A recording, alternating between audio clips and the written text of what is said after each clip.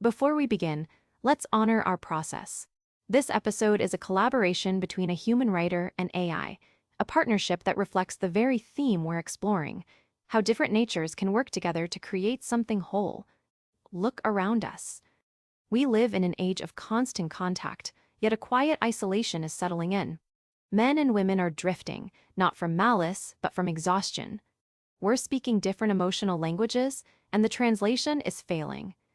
He might retreat to keep the peace, mistaking silence for safety, while she pursues to feel secure, mistaking closeness for control.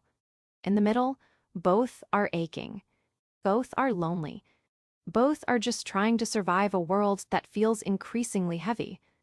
Perhaps you've noticed how a simple request for help can turn into a debate, or how an attempt to comfort can feel like criticism. It's not that we don't love each other, it's that our defenses are up. The truth runs deeper, we're starved for understanding. We need to realize his withdrawal isn't rejection, and her intensity isn't an attack. Beneath the frustration, there's a shared desire to be known. There is no villain in this room. Only habits that have hardened into walls, keeping us safe but separate. We aren't here to point fingers or declare a winner. We're here to hold space for the hurt on both sides and gently ask, how do we come back? This isn't therapy, and it's not a prescription. It's a direction. We're going to look at the shared wound of disconnection and explore how trust and tenderness can be rebuilt, not by fixing each other, but by understanding the different rhythms of our hearts. If you're ready to lower the shield and reach for the hand across the divide, you're in the right place. Let's find our way back, together. We stand at a crossroads where the old maps no longer lead home. Men and women are both carrying a quiet ache, a sense that the bridge between us has frayed, yet we often mistake the other's silence for indifference or their hesitation for hostility. The central inquiry here isn't about who is right or who is wrong. It's about how we rebuild trust and tenderness when we are speaking different emotional languages. How do we create a space where a man's need for purpose and a woman's need for connection can coexist without either feeling diminished? We have to ask ourselves how to listen past the defenses that protect our wounds and recognize the vulnerability hiding behind the armor. This isn't about changing who we are, but about learning to translate the rhythms of the heart so that love doesn't have to compete with safety. We need to explore how to offer reassurance that lands, and how to ask for support in ways that invite partnership rather than triggering withdrawal. We must consider how to navigate the fear that asking for closeness might invite rejection, and how to respond with steadiness.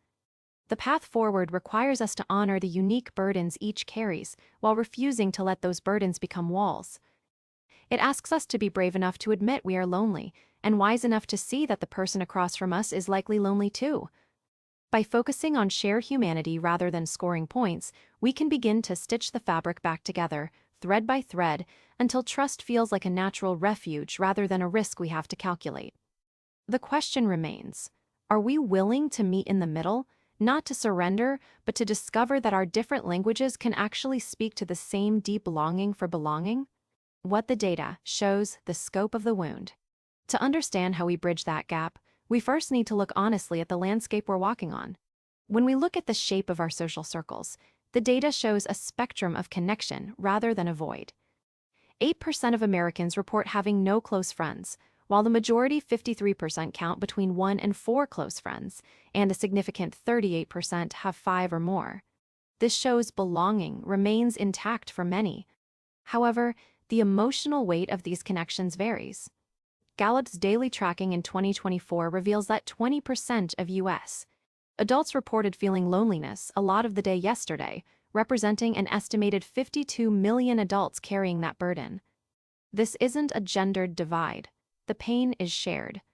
Pew Research finds that about 1 in 6 Americans, or 16%, feel lonely or isolated from those around them all, or most of the time, with roughly equal shares of men and women reporting this experience.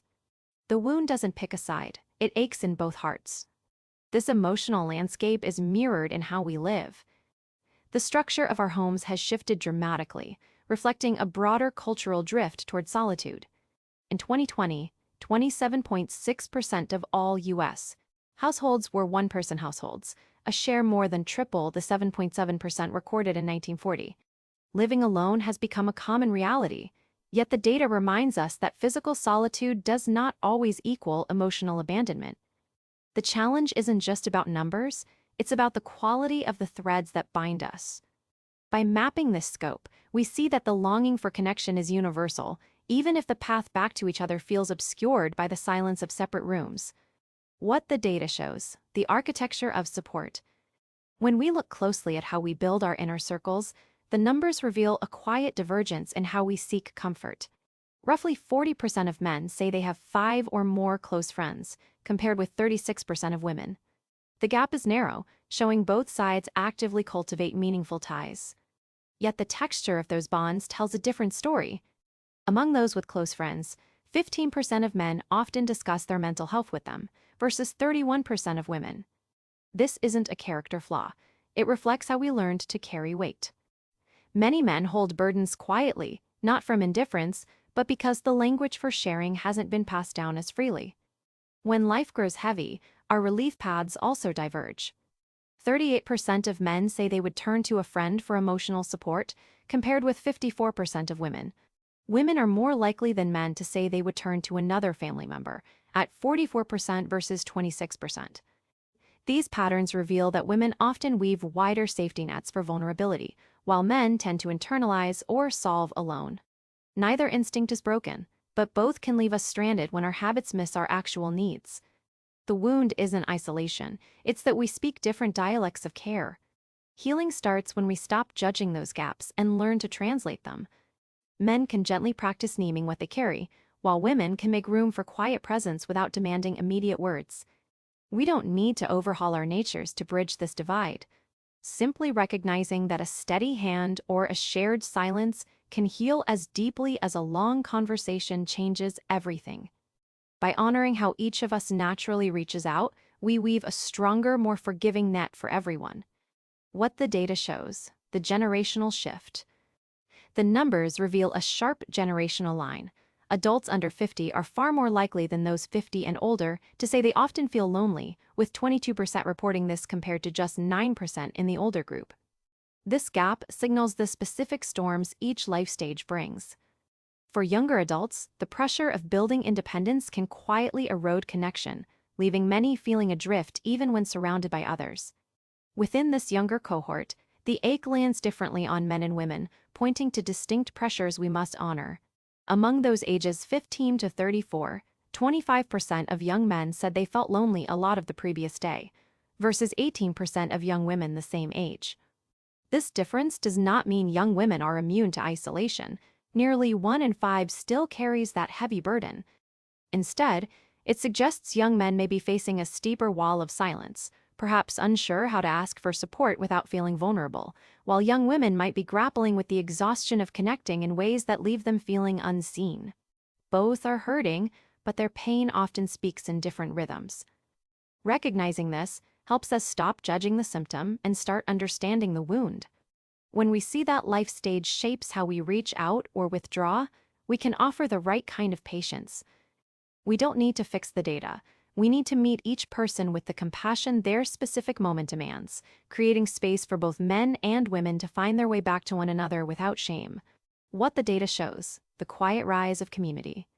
Beyond the noise of division, the numbers reveal a quiet, hopeful truth, a deep, expanding hunger to contribute. We aren't just retreating into isolation, we are actively rebuilding, often in ways that honor our shared humanity and prove our capacity for connection remains strong. Formal engagement is shifting significantly, showing that structured service is resonating deeply. In 2022-2023, 28.3% of Americans aged 16 and up formally volunteered through an organization, up from 23.20% in 2021. This 5.1 percentage point jump marks a 20.1% growth rate, the largest expansion of formal volunteering since tracking began in 2002.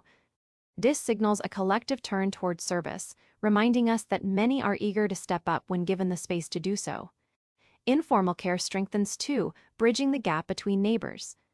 In 2022 to 2023, 54.2% of Americans informally helped their neighbors, up from 51.7% in 2019. This shows the impulse to look after one another remains core to who we are, even in isolation, offering a gentle reminder that kindness flows freely when we simply reach out. The scale of this effort is profound. Formal volunteers contributed an estimated 4.99 billion hours, valued at roughly 167.2 billion in 2022-2023. This reflects time, energy, and heart poured back into our communities, a tangible measure of care that transcends simple economics. This direction suggests the wound isn't a lack of caring, but perhaps a need for clear channels to express it without judgment. Both men and women are showing up, whether through organized programs or quiet neighborly acts, proving that the desire to connect crosses all lines. The data points to a vast reservoir of goodwill waiting to be recognized and channeled into a shared understanding. The isolation isn't a battle of the sexes. It's a shared storm where men and women navigate the same cultural currents with different tools and emotional dialects. Both are hurting in ways often misread as indifference or aggression. For many men, the relentless pressure to perform and provide calcifies into a silence that feels like safety but reads as distance. For many women, the heavy burden of emotional labor and the search for genuine partnership can turn into guardedness that protects the heart but blocks the door. Neither response is a character flaw. They are adaptive strategies born from the same exhaustion. We see men reaching out in quiet ways that don't always fit traditional romance, and women seeking connection that honors independence without demanding they carry the relational weight alone. The healing direction here isn't about winning an argument or proving who suffers more. It's about recognizing that your partner's struggle is likely a mirror of your own, just reflected through a different lens. When a man withdraws, he may be trying to regulate a nervous system overwhelmed by societal expectations. When a woman sets a boundary, she may be trying to preserve a self that has been stretched too thin. These aren't attacks. They are pleas for a safer way to be seen. Rebuilding trust starts by dropping the scorecard and lowering our defenses. It means inviting the other side into the room, not as an adversary, but as a fellow traveler who also wants the noise to stop. We can offer direction by creating spaces where vulnerability isn't punished and strength isn't mocked, allowing both to breathe. By validating the unique pressures each group faces without making them enemies, we open the door to tenderness.